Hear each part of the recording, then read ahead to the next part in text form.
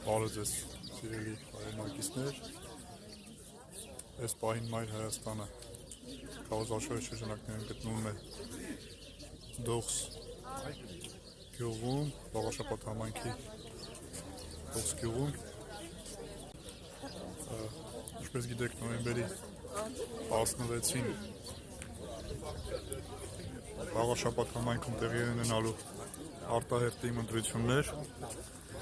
թիմ ընտրություններին մասնակցում է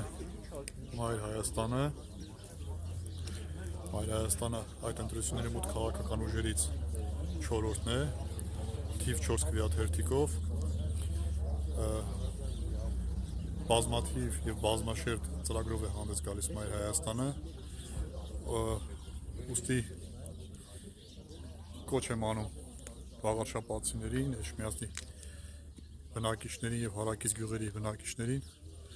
առաջիկա ընտրություններին անպայման գնալ ընտրատեղամաս և քվեարկել